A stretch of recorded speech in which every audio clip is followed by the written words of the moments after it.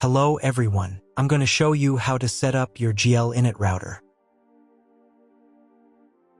And before starting, if this video helps, please support me.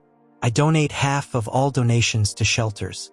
You can find more details in the description below. So, first thing you need to do is turn on the router. Take the power adapter, plug one end into an outlet, and the other into the router.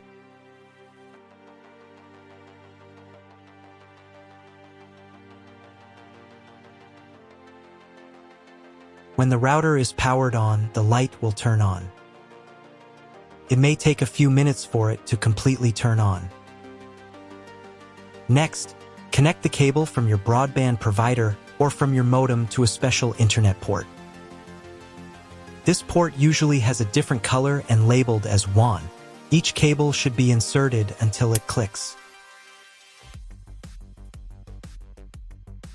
Now you need to reset the router to the factory settings. Press and hold the reset button on the router for 10 seconds. Until the indicator lights on the router begin to flash. Sometimes this button is located inside the router casing to avoid accidental pressing. In this case, use a thin object to press on it.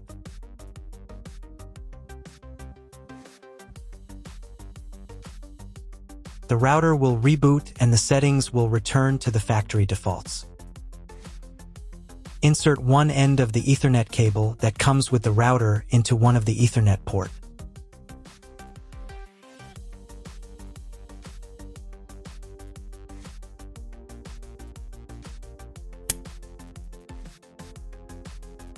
And the other into your computer's Ethernet port. Please wait a few minutes for connection. The router is now connected to your computer.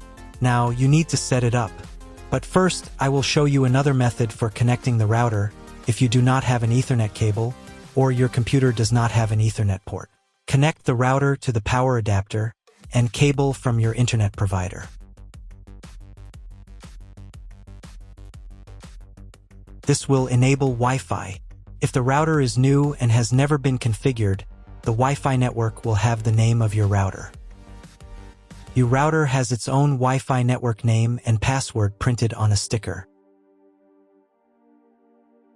Connect to it. Great, you've connected to the router. Now let's start setting it up. First, open your browser and go to the link you see on the screen.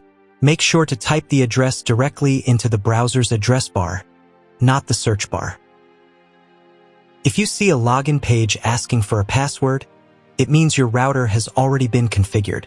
Ask the person who previously set up the router for the password. If you're unable to get it, you'll need to reset the router to its factory default settings. After that, try accessing the router's admin panel again.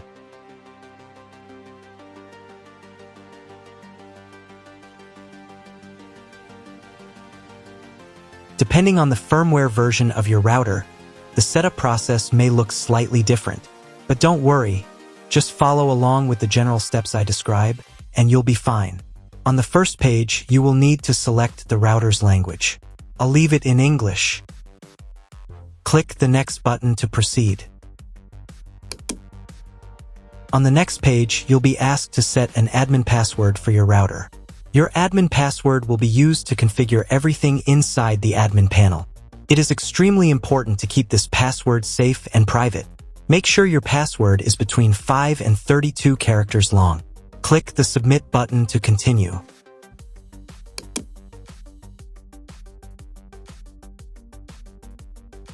Now it's time to choose your internet connection type. This information can usually be found in your internet provider's contract or welcome documents. Click on the Modify button to open the options. From the drop-down list, choose the correct connection type for your network. Again, this should match what your internet provider has given you. If you're unsure which one to choose, select this default option. It's the most commonly used. click the Apply button to save your selection. Now let's change the name and password of your Wi-Fi network. From the menu, click on Wireless. Then, on the Wireless page, click the Modify button. In this field, enter the new name for your Wi-Fi network. In the next field, enter your new password. The Wi-Fi password must be between 8 and 64 characters long. Click the Apply button to save your new network name and password. If you are connected to the router via Wi-Fi, you'll now need to reconnect using the updated network name and password. This also applies to the 5 GHz network if you're using both bands.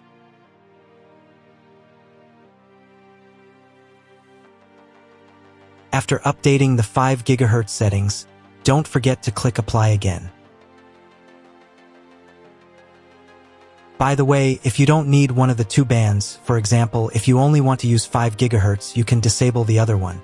To turn off the 2.4 GHz network, simply click this switch here. Wait around 10 seconds for the change to apply. To re-enable it, click the switch again and wait another 10 seconds. The same steps apply if you want to disable or re-enable the 5 GHz network. Once you've finished making all your changes, it's time to reboot the router. Click the Reboot button. Then confirm your choice by clicking Yes. The router reboot will take about 1 minute. During this time, please do not refresh the page or press any buttons. If you were connected via Wi-Fi, you'll need to reconnect after the router finishes restarting. Now check if the internet is working. Just open your browser and try Googling something. If you still don't have internet access, you may need to try cloning your MAC address. To do this, log into the router's admin panel again using your new password.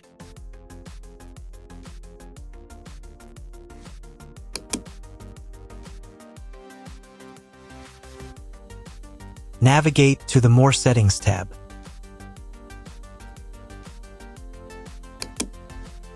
Then click on MAC Clone from the menu.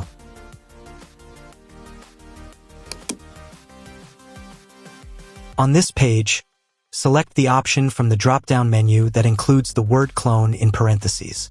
Your MAC address may look different from mine, and that's completely fine. Click the Apply button to save this setting.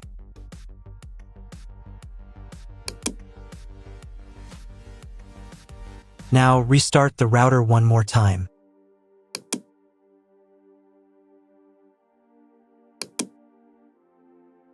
Wait for about 1 minute while the router reboots. If you were connected via Wi-Fi, you'll need to reconnect after the router finishes restarting. Once it's back online, check if the internet is working. Again, just try searching something on Google. If it still doesn't work at this point, it's time to contact your internet service provider. They will let you know the exact connection type required and provide any additional settings or login credentials if needed. That's all. If my video was useful, please support my work. I donate half of all donations to shelters. You can find more details in the description below.